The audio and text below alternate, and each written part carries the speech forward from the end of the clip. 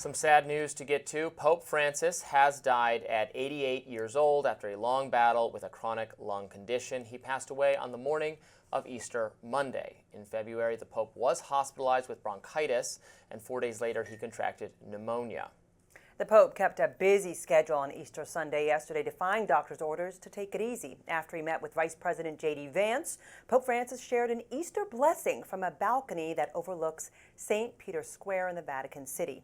In a message read to the crowds by a Vatican aide, the Pope condemned the war in Gaza and anti-immigrant stances. The speech read, quote, "How much contempt is stirred up at times toward the vulnerable, the marginalized, and migrants. I think of the people of Gaza. The terrible conflict continues to cause death and destruction and to create a deplorable humanitarian situation." Now, the Pope was a strong critic of the war in Gaza and the Trump administration's immigration deportation policies. Pope Francis was renowned as the People's Pope, known for his focus on human rights advocacy and global equality.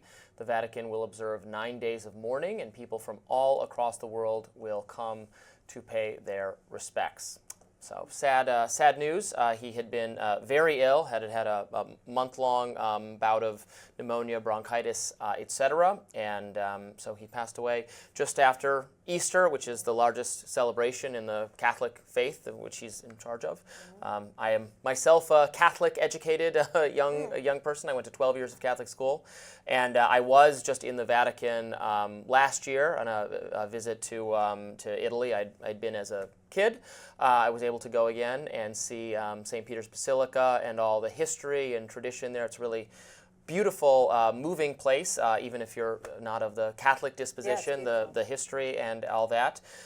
This is a figure who has presided over a church in a state of change, like many other religions, dealing with a more secular world, especially in the kind of places where Christianity, where Catholicism comes from, Europe and then the U.S. Still, the Catholic faith is flourishing in South America and Africa to a greater degree.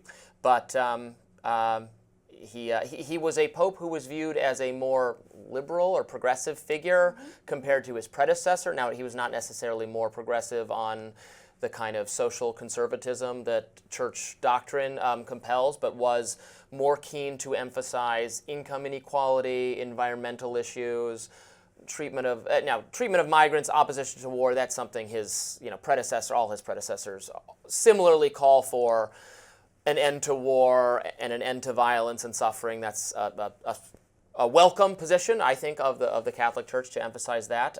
It was interesting, of course, that he was able to briefly meet with Vance on Sunday, given Trump administration's policies.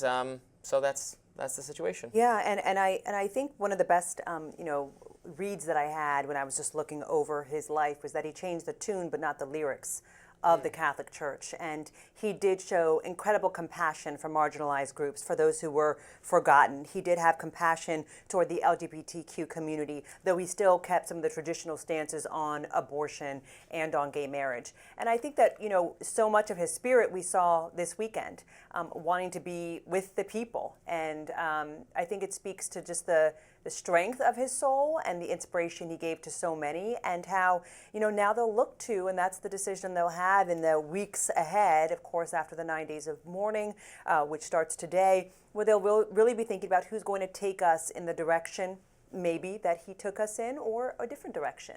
And that remains to be seen. That will be interesting. Of course, many people know this, but yes, the College of Cardinals, the people in the red robes, they meet to pick a new pope. They meet in the Vatican, and they discuss and debate. We don't know exactly what goes on behind the closed doors, and then they send smoke out the chimney, right? And do you know what? It's I think it's black if they pick one, and white if they don't. I don't remember which way it is. I know. Don't on the church. I hope none of my the brothers who raised me, the Lasallian brothers who taught me in high school, are not paying attention right now because I don't remember what color it's supposed to be if they do successfully pick a new pope. But that is what their next task will be, right? Someone who's going to continue in the same direction as Pope Francis or a different direction. That will be up to them to decide. One thing for sure, beloved. The Pope was beloved by millions, and whether those who were of the Catholic faith or not. And I think that what a soul, that people saw him as warm, very smart, and someone who spoke up for those who would otherwise be forgotten. And so may he rest in peace. Millions of Catholics around the world in mourning because of this news. That does it for us today on Rising. Please be sure to like, share, and subscribe so you never miss any of our content. And for those of you who like to listen while on the go, we're now available anywhere you can find podcasts. We'll be back here tomorrow. See you then.